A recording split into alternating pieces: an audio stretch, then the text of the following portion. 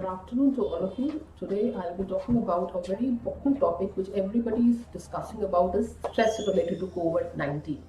As we know, this is an unprecedented incident which we are facing. Much less is known about the virus and the treatment modalities are not established. So thereby that increases the amount of stress, especially to the healthcare provider who is in the first line of contact with the patients. So today I'm going to talk about what is stress, what are the different stressors, and my talk is going to be about the stress, the psychological aspect of COVID-19, the experience, the challenging experience the healthcare providers are facing, what is the existing lacuna, we will very briefly discuss that, and the most important and evident area is that how to cope with this corona outbreak, and as a healthcare provider, how to manage your own stress, fear, and anxiety.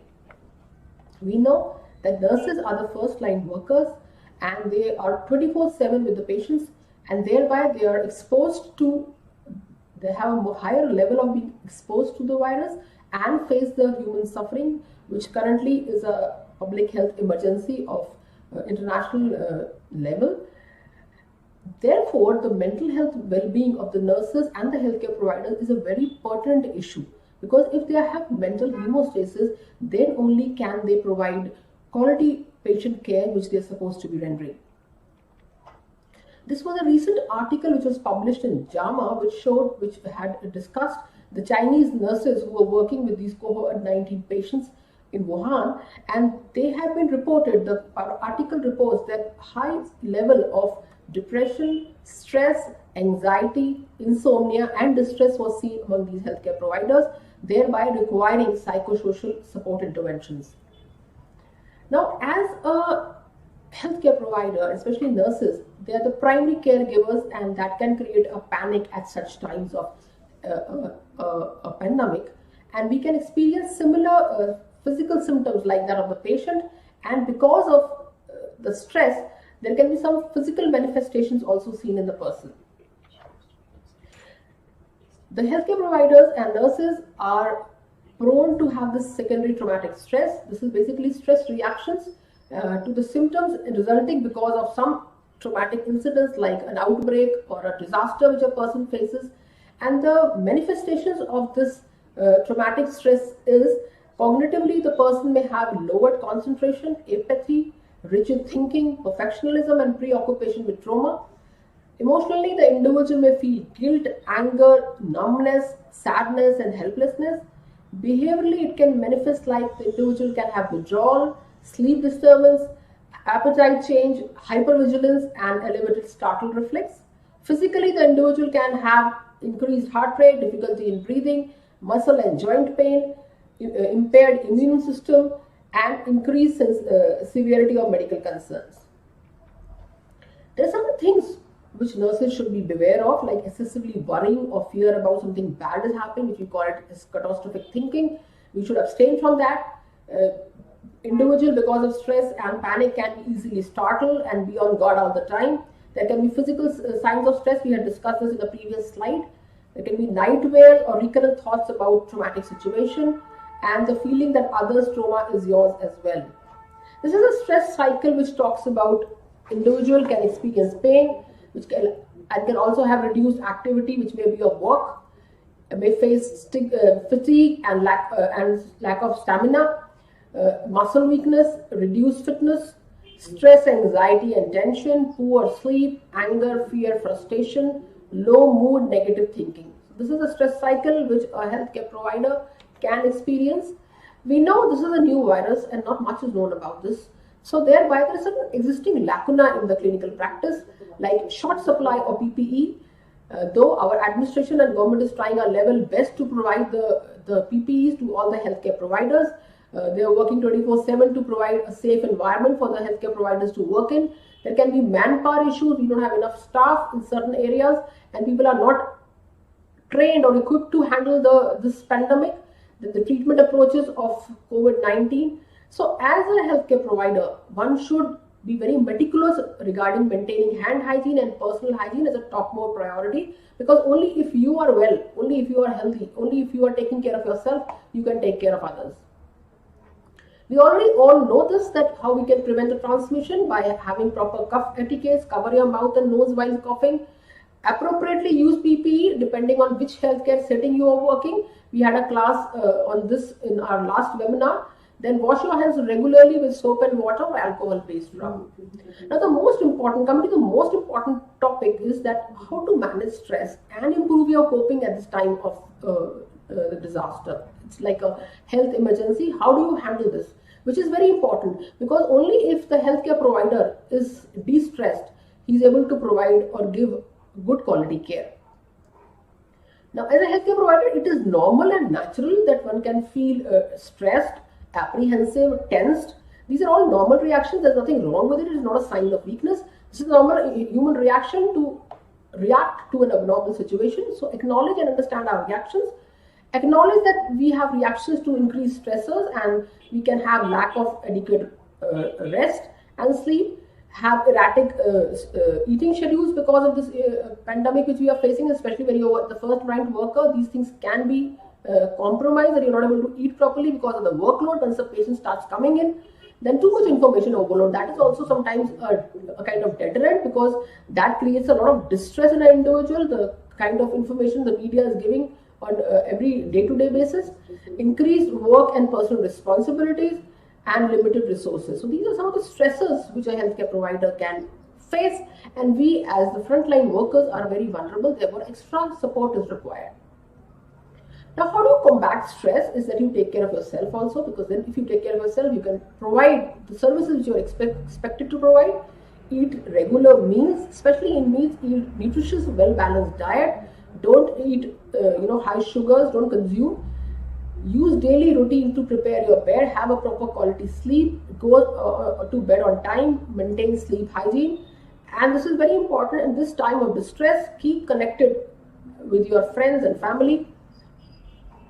Then take out time for your mental health.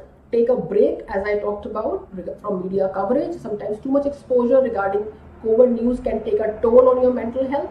Like, take breaks from watching news all the time. Unplug yourself from electronic devices, including TV, cell phones, and when you leave from work, leave work at work. Don't carry your work home, because that can increase your stress. Take a moment during the day and unwind yourself. Now, how do you schedule your own self-care? When you go home, cultivate a habit which you can do indoors, or cultivate a hobby. Don't be afraid to say no in case you are given extra responsibilities which you cannot handle. Very gently and a very democratic way, you can say no. But always say yes to friends, family, and colleagues. Make time for self-care, that is, talk to a friend, read a book. It is always very rejuvenating to do yoga and meditation. One should always, when you're coping, should have a wellness focused coping, like prioritize sleep. One should get proper amount of sleep depending on your sleep cycle and how much time of sleep you require in a day. Focus on nutrition, as I said. Focus on immune boosting foods like green leafy vegetables, citrus foods, turmeric, ginger, and garlic. So take foods which are well balanced, and eat plant proteins. Listen to music. It's a very good way of de-stressing. Whatever music you like, you can listen to the music and embrace our spirituality. So this is wellness focused coping. Then problem focused coping is always focus on controlling the present. Don't think about tomorrow. Have here and now approach. Focus on the present, how you can make a difference. One should know how to manage time. You prioritize, you do the important things first, and you can always defer the things which are not so important to a later time. Rent a second brain. That means talking things always helps. It always helps to steam off. It helps in ventilation. It is like a catharsis. And having someone who's independent, a person, you can always talk to a person who's not a part of your family or friends or work colleagues, because that helps to, that person, if you're telling your problem, that person will have a more objective perspective, and that will take the emotions out of the situation. And the information or the feedback he will give you, or the support he or she will give you, will be more neutral. One should encourage positive self-talk, which is very important. Reframe and rethink, and if you have a negative thought, you can always focus on the positive. The same situation can be interpreted in the positive way. For example, if you have this negative thought, all of us are having this concern that what will happen once we have this COVID-19, patients start coming in, what will be my future, my family's future, will we all die? Instead of thinking that, which is a negative connotation, We can positively reframe by saying the majority of people who get the virus recover. So instead of pondering and focusing and highlighting the negative, we should train our minds and reframe and start talking positive. That majority of people who have the virus will recover. Ventilation is very important. Take it off your chest. It is always healthy. Share your problem with someone you think you can lean on or depend. Develop a support system, a group of friends who understand your issues and who can give you good inputs regarding situation. If you think you cannot discuss it with something, it is always ready. It is always good to pen it down and seek social support. Then this is also a very good gesture that one should practice gratitude. That you take a deep breath and say aloud 3 things you are grateful for today. Like you have food on the table, you have a roof over your head, you have a regular job. So anything you think in a day you should be grateful for, you should say it aloud, make it a habit. I've been watching like videos and YouTube videos about the success stories of how nurses in these countries where it had hit very hard, like Italy, Spain and China, how the nurses have been discussing the success stories. The patient was on ventilator and the patient came out, and when the patient was getting discharged, they were all applauding and clapping for the patient, and this was for the morale of the people working there, and the patient also felt very very respected. So here we have to, as healthcare providers, just not focus on the negative but focus on the positive. So there have been success stories where patients have been treated, were very sick and have gone back. And we all know that around 80% of the patients who have COVID-19 don't require very active ICU care. Most of them recover. So we have to propagate and talk and discuss about the good, happy stories also regarding COVID-19 to boost up the morale of the people who are working with us. During this time of stress, there is a likelihood that people can, adopt unhelpful or unhealthy coping strategies like taking alcohol, tobacco, and other drugs. Please abstain from this because this has long-term ill effects on our health. Focus on, we all know what works for us best. So focus on previous coping strategies which you have used and have worked on to keep yourself psychologically well. We all have to be our own therapist and we should know what works for us best and try doing that so that we are psychologically well. During the time when you are working, you can always take a 5-minute break to stretch yourself, or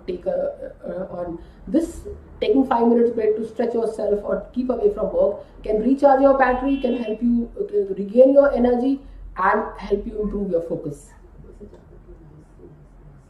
There have always also been reported that there has been stigma which has been faced by the healthcare provider and in their neighborhood or community. Now, this makes the situation more challenging for the healthcare provider, that the person is having very serious working hours, and which the person is really working very hard at this time of when we are facing the pandemic. And apart from that, if you face stigma in the community, it can really compound the situation and make the situation more grievous for the healthcare provider. In this area, what we can do is that we can stay connected with our loved ones through digitally, because it's not possible because of social distancing, people cannot travel. So stay connected with your family and friends digitally. Turn to your colleagues or manager or any person you can trust in a social support group. There can be people who are facing the same problem which you are facing, so you can have a kind of a self-help group of colleagues who are sharing the same experience so that they can talk about it, ventilate and learn from each other's experience. Now the nurse managers, who are the nursing administrators, like in our country scenario, the senior nursing officers, the ANSs, they can also take some measures to reduce the stress at the workplace. Like they have to keep their staff protected from chronic stress and improve their mental health by being supportive and encouraging. They should ensure that there is a good communication among the members of the healthcare team. Whatever new guidelines are coming, the healthcare team should be updated with the guidelines. They can rotate the healthcare provider, like nurses, from high stress responsibility to low stress responsibility, and from low stress to high stress responsibility. Nobody should be too much overworked that a person has been working for a long period of time in a very high stress area, which can be detrimental for the health of the person. So they can rotate people as per the shifts. Another thing which can be done is like a buddy system, that they can partner an inexperienced worker or inexperienced nurse with a more experienced nurse, which can help them to improve their quality of work and help them to take care of the patients as a team in a much better manner. And there are certain healthcare helplines which are available. So as a nurse administrator, you should encourage and tell your team members that in case they feel pressure is too overwhelming and they have a problem in working, they can also approach these helpline numbers to get the necessary help which is required. Like Indian Association of Clinical Psychologists, as you can see in the slide, this is the helpline number. There are certain contacts number of the people you can talk to in case you feel the stress is too difficult for you to bear. So when we are getting a lot of information from media and other sources, please, when you are accessing, please see how reliable and trustworthy are the sources like WHO, our Ministry of Health and Family Welfare, ICMR. These are the trusted and reliable information sources regarding COVID-19. Always reach out for support if you think you require. Don't hesitate to ask for help. Always remember that our country has faced pandemics and epidemics before, and we have come out of it. So we will come out of this also. We have to always see the light at the end of the tunnel and keep the morale of the healthcare team up. So we have faced issues before, we have faced epidemics before, we have come out of it, we will come out of this one also. This too shall pass. Whole health begins with mental health. Let it begin with you. Every one of us makes a difference. This is a very favorite quote of mine of Mother Teresa, which says we ourselves feel that what we are doing is like a drop in the ocean, but the ocean would be less because of that missing drop. So all of us as healthcare providers can make a difference. We have to have the will to make a difference, and especially in this hour of need, when our country needs our support and our help, we have to give our 100% to combat this pandemic. Thank you so much.